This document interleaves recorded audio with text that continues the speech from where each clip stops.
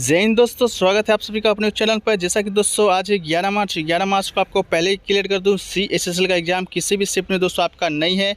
तो ये वीडियो उनके लिए है जिनका आगे आने वाले शिफ्टों में एग्ज़ाम होना बाकी है। इस वीडियो का जो प्रश्न है उसी के लेवल के लिए गए हैं जिस लेवल के प्रश्न आपके CHSL एग्ज़ाम में पूछे जा रहे हैं।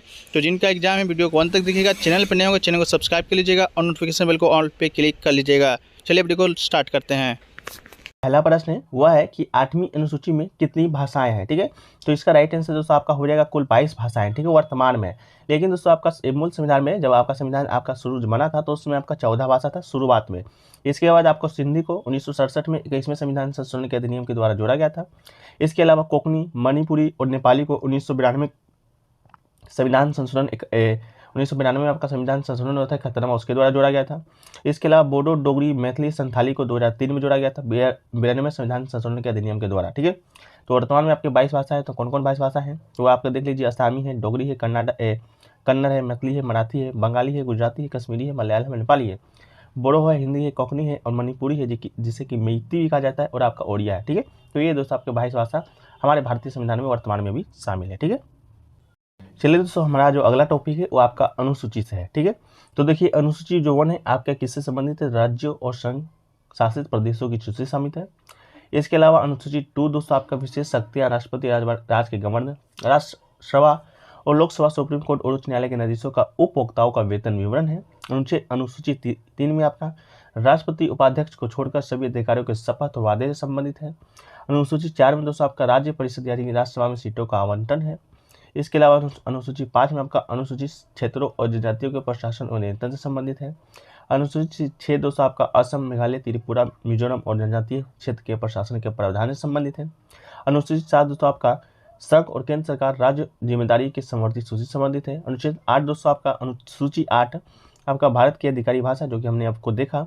अनुसूची 9 दोस्तों आपका भूमि कार्यकाल, भूमि कर, रेलवे उद्योग से संबंधित और आदेश शामिल है। इसके अलावा अनुसूची की बात करेंगे 10वां, ये दोस्तों आपका संसद सदस्य और राज्य विधान मंडल के सदस्यों के विरोध दोष प्रावधान से संबंधित है। 11 दोस्तों आपका पंचायती राज के प्रावधान से है। अनुसूची 12 आपका नगर निगम के प्रावधान से शामिल है। तो वर्तमान में आपके 12 अनुसूची ही है। ठीक है, देखिए अब 73वां संविधान संशोधन हुआ था 1993 में, उसके माध्यम से आपका 11वां अनुसूची जोड़ा गया था। इसके तहत पंचायतों के अंतर्गत 29 विषय को सूची व्यवस्था किया गया था। 12वां अनुसूची में आपका 18 विषय है। 10वां अनुसूची में आपका दल बदल विरोध कानून है, जो कि आपका 1985 में 52वां संविधान संशोधन के द्वारा जोड़ा गया था। अब 12वीं जो अनुसूची है वो आपका 1993 के 74वां संविधान संशोधन के द्वारा हमारे भारतीय संविधान में है, जो कि जोड़ा गया है। ठीक है, चलिए अब एक क्वेश्चन देख लेते हैं आपका साक्षरता दर से संबंधित, तो जो कि आपके हर शिफ्ट में आपका एक प्रश्न आ रहे हैं। तो साक्षरता दर पहले भारत में देखेंगे तो आपका 74.04% आपका क्या है, साक्षरता है भारत में। ठीक है, इसके अलावा बात करेंगे सबसे ज़्यादा कहाँ है, तो सबसे ज़्यादा की बात करेंगे तो दोस्तों आपका केरल में है सबसे ज़्यादा। ठीक है, इसके अलावा सबसे कम कहाँ है, तो आपका बिहार में है सबसे कम। इसके अलावा बात करेंगे सेकेंड स्थान पे कौन है, लक्षद्वीप है। इसके अलावा नीचे से सेकंड कौन है, तो आपका अरुणाचल प्रदेश है। इसके अलावा तीसरा पे आपका मिजोरम है और नीचे से तीसरा दोस्तों आपका राजस्थान है। तो टॉप 3 लोएस्ट, टॉप 3 टॉप, ये दोस्तों आपको देख के जाना था, क्योंकि आपका हर इससे भी प्रश्न जो कि आपका बन सकता है। तो चलिए दोस्तों अगला जो टॉपिक है हमारा प्रमुख शास्त्रीय नृत्य और डांसर है। ठीक है, जो कि आपका अभी तो शिफ्ट में देखा नहीं गया, लेकिन आने वाले शिफ्टों में शायद आपको देखा जा सके। ठीक है, तो पहला है आपका रुक्मणी देवी अरुणले, जो कि दोस्तों आपका भरतनाट्यम से संबंधित है। अगला है पंडित बिरजू महाराज, जो कि दोस्तों आपका कथक से संबंधित है। उदय शंकर, जो कि दोस्तों आपका फ्यूजन से संबंधित है। केलुचरण महापात्र, जो कि आपका ओडिसी नृत्य से संबंधित है। गुरु विपिन सिंह दोस्तों आपके मणिपुर से संबंधित है। गुरु वेम्पति चिन्ना सत्यम आपके कुचिपुड़ी से संबंधित है। सोनल मानसिंह दोस्तों आपका भरतनाट्यम उड़ीसा दोनों डांस से संबंधित है। पद्मा सुब्रमण्यम दोस्तों आपका भरतनाट्यम से संबंधित है। सौवना नारायण दोस्तों आपका कथक संबंधित है। श्रीमंता शंकर देव दोस्तों आपका सतरिया संबंधित है। मृणाली साराभाई दोस्तों आपका भरतनाट्यम कथकली संबंधित है। कलामंडलम कल्याण कुट्टी अम्मा दोस्तों आपका मोहिनीअट्टम से संबंधित है। यामिनी कृष्णमूर्ति दोस्तों आपका कुचिपुड़ी और भरतनाट्यम दोनों डांस से संबंधित है। वी सत्यनारायण शर्मा दोस्तों आपका कुचिपुड़ी संबंधित है। तंजोर बाला सरस्वती दोस्तों आपके भरतनाट्यम से संबंधित है। कुमारी कमला दोस्तों आपके कथक से संबंधित है। और अलमारी वेल्ली दोस्तों आपके भरतनाट्यम से संबंधित व्यक्ति है। ठीक है, तो इन सभी को आप याद रखिएगा। इसके बाद दोस्तों बात करें शास्त्रीय नृत्य का, तो वर्तमान में आपके भारतीय संगीत नाटक अकादमी के स्वयं भारत में 8 शास्त्रीय नृत्य हैं। ठीक है, कौन कौन से हैं? भरतनाट्यम है, कथक है, कुचिपुड़ी, ओडिसी है, और आपका कथकली है, सतरिया, मणिपुरी है, जिसके प्रमुख डांसरों को अभी तक हमने अब देख लिया है। लेकिन ये जो नृत्य है कहाँ कहाँ से संबंधित है, तो देखिए आपको पहले बता दें कि आपका 8 शास्त्रीय नृत्य तो आपको वर्तमान में है, लेकिन संस्कृति मंत्रालय ने 6 नृत्य को भी भारतीय संस्कृति शास्त्रीय नृत्य का मान्यता दे दिया है, जिसमें भारत में कुल शास्त्रीय नृत्य आपका 9 हो जाता है, संस्कृति मंत्रालय ने दिया है। ठीक है, चलिए तो कौन कौन से आपके वो शास्त्रीय नृत्य उसको देख लेते हैं। तो देखिए पहला तो आपका कुचिपुड़ी जो आंध्र प्रदेश संबंधित है, भरतनाट्यम आपका तमिलनाडु से है, कथकली से केरल है, मोहिनीअट्टम भी केरल से संबंधित है, कुचिपुड़ी भी दोस्तों आपका आंध्र प्रदेश, ओडिसी भी दोस्तों उड़ीसा, मणिपुरी भी मणिपुर से, आपका कथक उत्तर प्रदेश से है, सतरिया दोस्तों आपका असम से संबंधित है। ये जो आपका छऊ की बात किए हैं वही दोस्तों आपका छऊ भी विभिन्न प्रकार का होता है। एक आपका पुरुलिया छऊ जो कि बंगाल से संबंधित है, सरायकेला छऊ दोस्तों की झारखंड से है, और मयूरभंज छऊ जो कि दोस्तों आपका ओडिशा से संबंधित आपका है। ठीक है, ये सभी आप याद रख लीजिएगा। एक क्वेश्चन देखिए, प्रमुख राष्ट्रीय केंद्र और संस्थान से भी प्रश्न आपको देखने को मिल रहे हैं। तो देखिए पहला तो है आपका सलीम अली पक्षी विज्ञान और प्राकृतिक इतिहास केंद्र जो कि आपका कोयम्बटूर में है। अगला है प्लाज्मा अनुसंधान संस्थान जो कि आपका अहमदाबाद में है। अगला है उन्नत प्रौद्योगिकी केंद्र जो कि दोस्तों आपका पुणे में है। अगला है नेशनल मस्तिष्क अनुसंधान केंद्र जो कि आपका मानसेर में है। अगला है नेशनल पोषण संस्थान जो कि आपका हैदराबाद में है। Central arid zone research institute जो कि आपका जोधपुर में है। अगला है नेशनल जल विज्ञान या हाइड्रोलॉजी संस्थान जो कि आपका बेलगांव रुड़की में है। नेशनल प्राकृतिक चिकित्सा संस्थान जो कि आपका पुणे में है। डीएनए फिंगरप्रिंट एंड डायग्नोस्टिक केंद्र आपका हैदराबाद में है। इसके अलावा परिवर्तित ऊर्जा साइक्लोट्रॉन केंद्र आपके कोलकाता में है। अगला है राष्ट्रीय होम्योपैथी संस्थान आपके कलकत्ता में है। भाभा परमाणु अनुसंधान केंद्र आपका ट्रोम्बे में है। गणितीय विज्ञान संस्थान आपके चेन्नई में है। टाटा मूलभूत अनुसंधान संस्थान आपके मुंबई में है। इंदिरा गांधी परमाणु अनुसंधान केंद्र आपके कलपक्कम तमिलनाडु में है। अगला है भारतीय चारागाह एवं चारा अनुसंधान संस्थान आपका झांसी में है। सेंट्रल धान अनुसंधान केंद्र आपके कटक में है। नेशनल ब्रेन मस्तिष्क अनुसंधान केंद्र आपके गुड़गांव में है। नेशनल आयुर्वेद संस्थान आपके जयपुर में है। नेशनल इंस्टीट्यूट ऑफ इम्यूनोलॉजी आपके नई दिल्ली में है। भारतीय दलहन अनुसंधान संस्थान आपका कहाँ है, तो कानपुर में है। सेंट्रल ड्रग रिसर्च इंस्टीट्यूट आपका लखनऊ में है। केंद्रीय खाद्य प्रौद्योगिकी अनुसंधान संस्थान आपका मैसूर में है। सेंट्रल कांच एवं वार्तिका या चीनी मिट्टी अनुसंधान संस्थान आपका कोलकाता में है। केंद्रीय कपास अनुसंधान संस्थान आपका नागपुर में है। केंद्रीय भारतीय भाषा संस्थान मैसूर में है। केंद्रीय चमड़ा अनुसंधान संस्थान IR चेन्नई में है।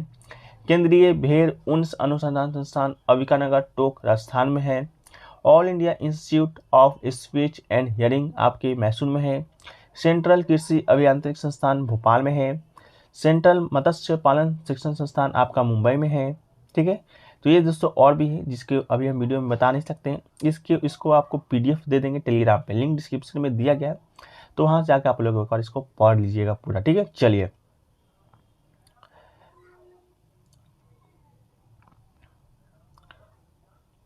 अगला है दोस्तों हमारा टॉपिक है वो है दोस्तों आपका मौलिक अधिकार और DPSP के सभी अनुच्छेद। ठीक है, मौलिक अधिकार में अनुच्छेद की बात करेंगे 12 से 35 है।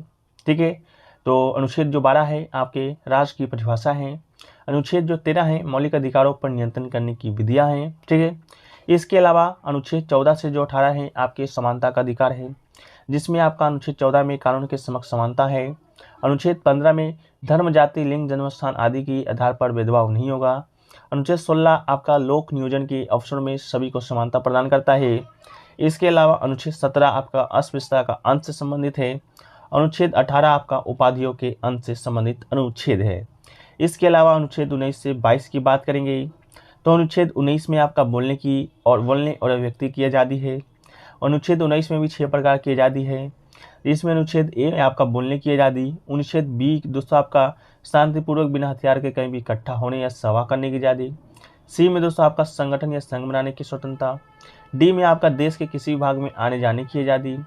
E में दोस्तों आपका देश के किसी भी क्षेत्र में रहने की आज़ादी। G में आपका देश के किसी भी हिस्से में व्यापार करने की आज़ादी। अनुच्छेद 20 आपका अपराधों के दो सिद्धि के संबंध में सक्षम से आज़ादी। अनुच्छेद 21 में आपका प्राणदेहिक स्वतंत्रता का अधिकार है, जीने का अधिकार है। 21 के ए में दोस्तों आपका शिक्षा का अधिकार है, जो कि 6वां संविधान संशोधन के द्वारा जोड़ा गया था। अनुच्छेद 22 आपका कुछ दशा में गिरफ्तारी से संरक्षण संबंधित है। इसके अलावा अनुच्छेद 23-24 आपका शोषण के विरुद्ध अधिकार है, जो कि 23 में आपका मानव के साथ दुर्व्यवहार बालात श्रम पर प्रतिबंध है। इसके अलावा अनुच्छेद 24 दोस्तों आपका कारखाना आदि के काम में कम से कम 14 वर्ष से कम आयु के बच्चों पर प्रतिषेध लगाता है। इसके अलावा है धार्मिक स्वतंत्रता का अधिकार, जो कि आपका अनुच्छेद 25 से 28 है। 25 में दोस्तों अंतःकरण किसी भी धर्म को मानने या प्रचार करने की स्वतंत्रता है। 26 में आपका धार्मिक कार्यों के प्रबंधन की स्वतंत्रता है। अनुच्छेद 27 आपका किसी विशिष्ट धर्म की अभिव्यक्ति के लिए टैक्स संबंधी स्वतंत्रता है। अनुच्छेद 18 आपका सरकारी शिक्षण संस्थानों में धार्मिक शिक्षा नहीं दी जाएगी, धर्म विशेष के कार्यक्रम में शामिल होने के लिए बाध्य नहीं किया जाएगा। इसके अलावा अनुच्छेद 29 से 30 आपका संस्कृति शिक्षा संबंधित अधिकार है, जो कि अनुच्छेद 29 दोस्तों आपका अल्पसंख्यक वर्ग को उनकी भाषा, लिपि और संस्कृति को सुरक्षित रखने का अधिकार है। अनुच्छेद 30 आपका अल्पसंख्यक वर्ग के शैक्षणिक संस्थानों संचालित करने का अधिकार है। अनुच्छेद 32 दोस्तों आपको बता दें तो ये आपका सुप्रीम कोर्ट में रिट जारी के संबंधित प्रावधान अनुच्छेद 32 है। 33 अनुच्छेद आपका मौलिक अधिकारों को लागू करने में संसद की शक्ति से संबंधित है। 14 दोस्तों अनुच्छेद 34 दोस्तों आपका सैन्य क्षेत्र कानून के समय मौलिक अधिकारों पर प्रतिबंध संबंधित प्रावधान है। अनुच्छेद 35 आपका मौलिक अधिकार लागू करने के संबंधित प्रावधान है। ये दोस्तों आपका मौलिक अधिकार हुआ। लेकिन भारतीय संविधान में डीपीएसपी है, जो कि दोस्तों आपका भाग 4 अनुच्छेद 36 से 51 में है। इसको आप लोग पढ़ लीजिएगा, क्योंकि ये अभी तक एग्जाम में पूछा नहीं गया है।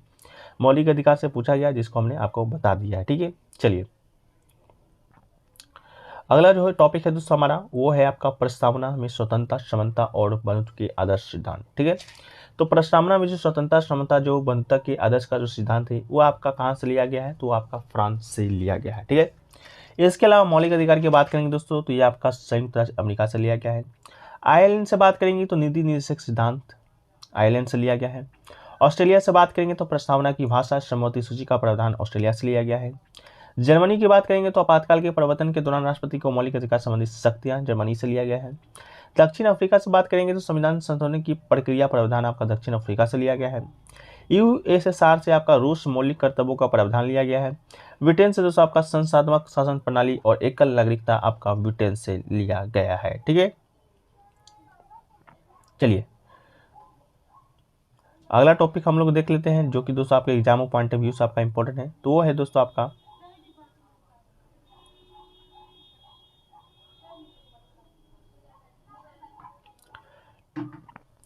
दोस्तों आपका मुगल काल की प्रमुख पुस्तकें। देखिए, तुजुक ए बाबरी एक पुस्तक है, जो कि आपका बाबर की आत्मकथा है और वो पुस्तक आपके बाबर के द्वारा ही लिखा गया है। अकबरनामा दोस्तों आपका अबुल फजल के द्वारा लिखा गया है। तुजुक ए जहांगीरी आपका मोहम्मद खान जी के द्वारा लिखा गया है।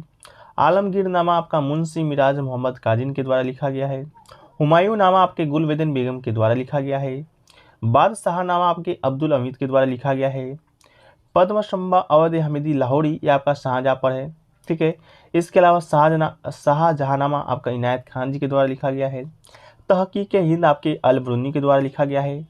तारुख ए फिरोज शाही आपकी जियाउद्दीन बर्नी के द्वारा लिखा गया है।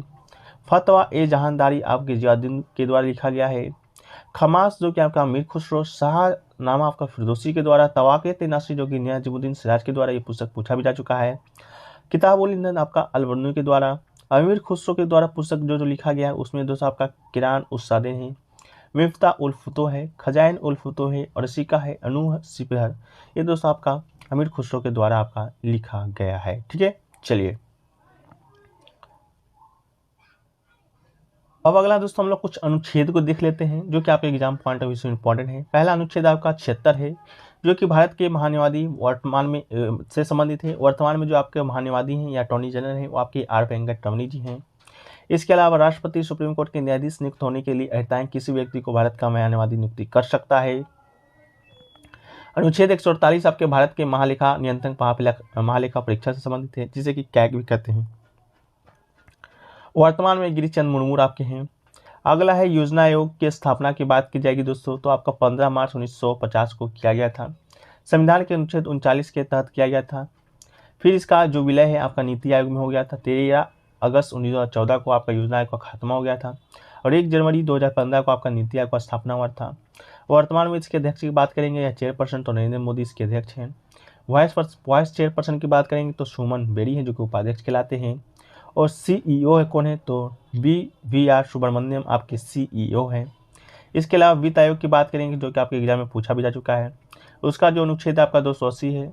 वित्त आयोग का जो स्थापना है आपका 22 नवंबर 1951 को किया गया था। राष्ट्रपति द्वारा प्रत्येक 5 वर्ष में की समाप्ति के आदेश को द्वारा वित्त आयोग का गठन करेगा, जो कि राष्ट्रपति के द्वारा नियुक्त किए जाने वाला एक अध्यक्ष और 4 अन्य सदस्यों से मिलकर बनेगा। इसके अलावा वित्त आयोग के अध्यक्ष की बात करेंगे तो इनके सिंह हैं और सचिव आपके अरविंद मेहता जी हैं। इसके अलावा इलेक्शन कमीशन ऑफ इंडिया संबंधित आर्टिकल आपका आर्टिकल 324 है, जो कि दोस्तों आपका स्थापना हुआ था 25 जनवरी 1950 को। राष्ट्रीय मतदाता दिवस भी आपको 25 जनवरी को मनाया जाता है। आयोग में वर्तमान में आपका एक मुख्य चुनाव आयुक्त है और 2 चुनाव आयुक्त हैं। पहला तो कौन है राजीव कुमार जो कि आपका मुख्य चुनाव आयुक्त हैं, chief election commissioner of India. इसके अलावा इलेक्शन कमिश्नर ऑफ इंडिया कौन है तो अनूप चंद्र पांडे हैं और अरुण गोयल हैं। इसके अलावा राष्ट्रीय अनुसूचित जाति आयोग की बात करेंगे तो अनुच्छेद 338 से संबंधित है। विजय सापला जी वर्तमान में आपके इसके चेयरपर्सन हैं।